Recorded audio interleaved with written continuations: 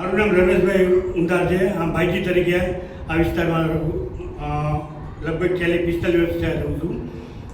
ખાસ તો આજે ડિમોલેશન હતું એમાં આપના મિત્રને એક અનોખી પ્રસાદીના સ્વરૂપમાં મળી છે, શું વિગત?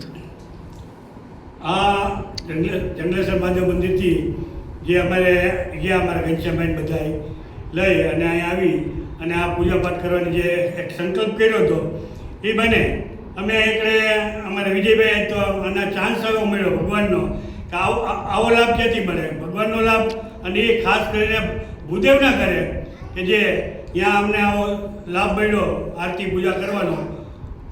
આ એક અમારો સંકલ્પ છે કે અમે પુનઃ પાછા સ્થાપના કરીશું.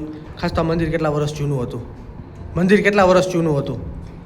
આ મંદિર આમ તો હું અહીં 78 સાલથી રહેતો, તો મને ખ્યાલ છે જે અમે 80-81 સાલ જંગલેશ્વરમાં બહુ છૂટા થયા, ત્યારે કોઈને કોઈ ભાઈએ 81-82માં કોઈ અહીંયા નિર્માણ કરેલું હતું.